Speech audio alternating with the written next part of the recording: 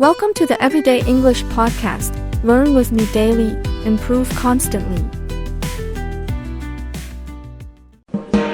Hello, English learners. Welcome back to another great lesson here with English Pod. My name is Marco. And I'm Erica. And today we're bringing you an upper intermediate lesson. A special lesson about the new president. Right. It's been a hot topic in the U.S. The new president-elect, President Obama. Yes. So today we're bringing you something that you might see at his inaugural address. That's true. So, Marco, can you explain this word inaugural address? The inaugural address is the first speech the president gives at the ceremony when he is officially president. Okay. All right. So Right. It's his first presidential speech. Exactly. Great. So let's take a look at some other words that we're going to find in the dialogue today in Vocabulary Preview. Vocabulary Preview. All right, on Vocabulary Preview today, we have two words. The first one is swear in. Swear in.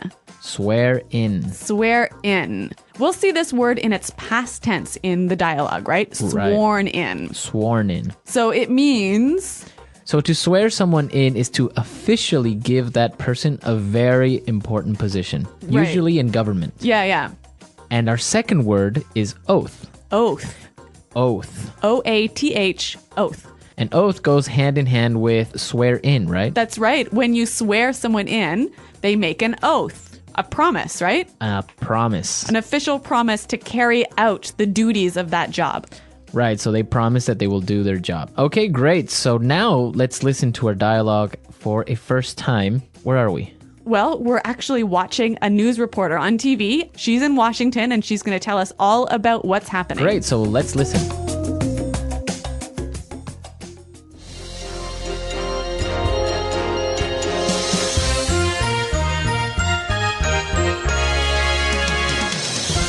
This is Madeline Wright for BCC News reporting live from Washington, D.C., where very shortly the new president will deliver his inaugural address. Just moments ago, the president was sworn into office. Following the United States Constitution, the president swore an oath to faithfully execute the office of the presidency. And what exactly is going on now, Madeline? Well, Tom, true to American tradition, the band has just played Hail to the Chief, and the president has been honored with a 21-gun salute.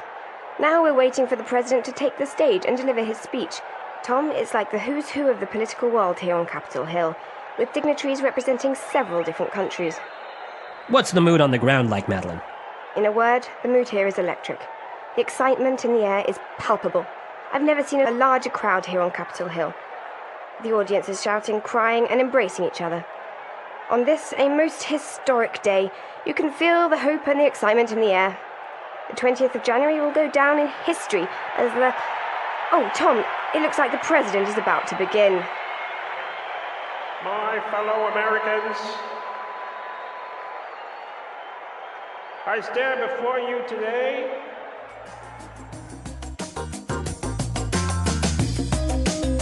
Okay, some technical problems at the inaugural address. Yeah, I certainly hope this doesn't happen. Well, if it does, you heard it first at English Pod. Predictors of the future here. Okay, let's take a look at language takeaway. Language takeaway. On language takeaway today, we're bringing you four words. The first word is deliver. Deliver. Deliver. Like deliver a pizza. No. Let's listen. We've got 3 examples that will show the meaning of this word. Example 1. Who's going to deliver the welcome speech? Example 2. I've been asked to deliver a presentation on the findings of our research project. Example 3. Dr. Rosen is delivering a lecture on macroeconomics. Okay, so deliver a speech. Say a speech. To say a speech. Yeah, So you wouldn't say a speech, you would say deliver a speech. exactly. Okay, our second word for language takeaway, the who's who. The who's who. The who's who. So this is a funny expression, hey? It's kind of weird. The who's who is the important people in a particular field, right? Right, so for example, there was a party last night and the who's who of the film industry was there. Whoa, so all the important stars And directors yeah. and all that stuff. Okay. You could also say the funeral was like a who's who of the political world. Okay, so all the important political figures were at this funeral. Exactly. Let's move to our third word. Dignitaries. Dignitaries. Dignitaries. Dignitaries. Okay, we have some great examples so you can understand what this word means. So let's listen. Example 1. Several important dignitaries were present at the opening ceremony, including the President of Brazil, the King of Spain, and the Pope. Example 2. There are going to be a lot of foreign dignitaries at the dinner.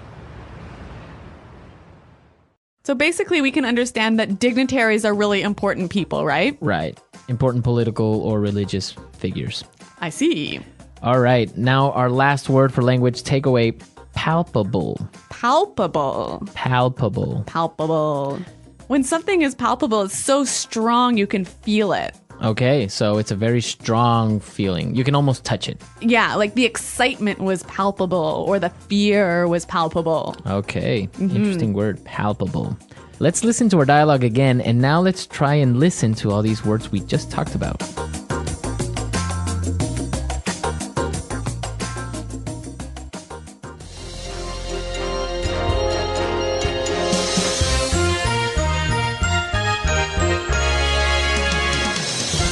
This is Madeline Wright for BCC News, reporting live from Washington, D.C., where very shortly the new president will deliver his inaugural address.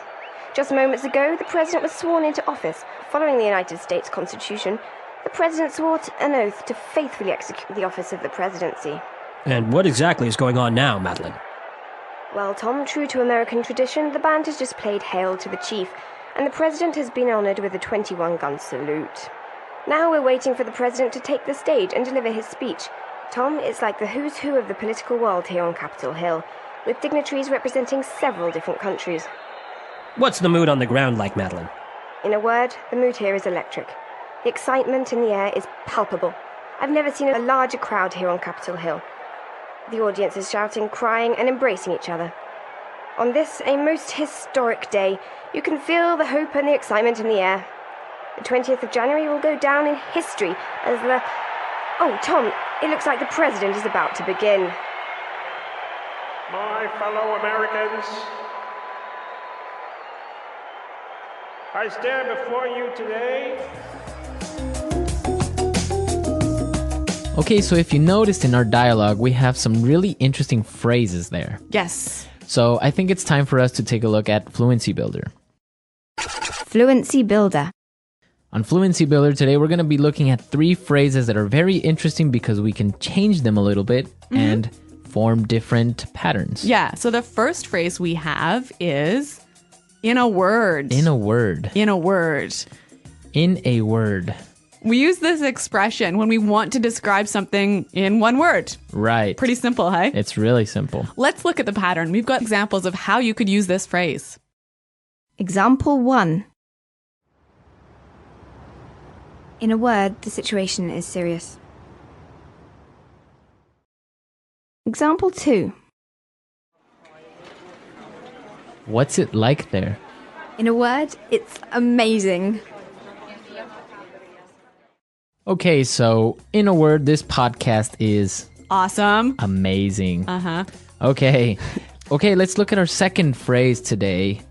Go down in history. Go down in history. Go down in history. So this is a really common phrase. I'm sure you guys have heard it. Yeah, basically something that is really important that everyone will remember for a very long time. Let's look at this pattern with a few examples. Example 1. This is going to go down in history as the worst disaster the world has ever seen. Example 2. He'll go down in history as the best president we've ever had.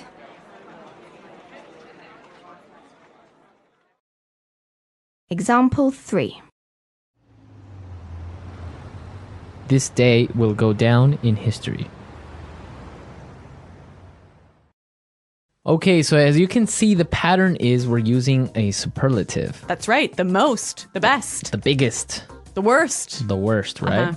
And our final phrase in putting it together is My fellow Americans. my fellow Americans. My fellow Americans. So obviously you can change this one up a little bit, hey? Right, you can say my fellow co-workers, Uh-huh. My fellow citizens. my fellow family members. Yes. So basically fellow just means like dear Yeah. in some way, Similar. similar. Yeah. So we looked at some great vocabulary and phrases, and now let's talk a little bit about these American traditions when electing a new president. Yes. Today in the studio we have JP who's joining us, Hi, everyone. Hey, JP. and he's going to be talking to us about these traditions. Oh, I am. Okay. Yeah. What are we going to talk about? 21 gun salute, what's that all about? The 21 gun salute is the military salute where they say, and now we will have the 21 gun salute. So 21 soldiers with their rifles, they go, hur, hur, hur, poof, and they all shoot them off at the same time. And I don't know why. Oh, I think it's a sign of respect, hey? Yeah. Weird respect though. Well, shooting I think in guns. Europe they would do a cannon or something. Oh. Right. One cannon right. salute? No, well, just cannons. Maybe just one cannon. Maybe our European listeners know the answer to Maybe. this.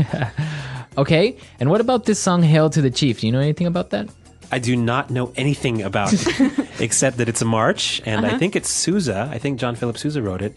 And whenever the president walks into a room, they play that song. Really? Yes, and I played it once for President Bush, the first one. I was a drummer. You and, did? And my marching band had to play that song for him. Oh my God, Wow. JP, you're like famous. Yeah, this was back in like 1986 or something. Was that even an election year? 88? I don't know. Well, you did play for the president, so you That's know. pretty cool. Yeah. So, JP, do you have any other sort of traditional things that happen when the president becomes the president? Well, I can tell you that Jimmy Carter, you know, when he was elected president, his motorcade was going down Pennsylvania Avenue, and he stopped the car and got out. Really? What? Yeah, to walk. He wanted to walk down Pennsylvania Avenue. He wanted to walk down the, down the street. To be with the people. Yeah, I think so, and I think it made the Secret Service insane. Maybe the car smelled bad or something. Maybe so. I think that is my memory of it. I might be confusing with The West Wing, but I'm not sure. Too much TV. Yeah, maybe. But when the president walks, it's a big deal. So, JP, do you do anything special for the inauguration ceremony? I always take the day off to watch. You do? I love watching it. I love, I love the swearing in ceremony, the ritual of it, the speech. All right, everyone, we're out of time. I hope you enjoyed this political lesson. And I hope you have a happy inauguration day. Happy inauguration day, everyone. Yeah. Okay. All right, great. We're definitely going to take the day off to watch it with JP. And hopefully you guys can too.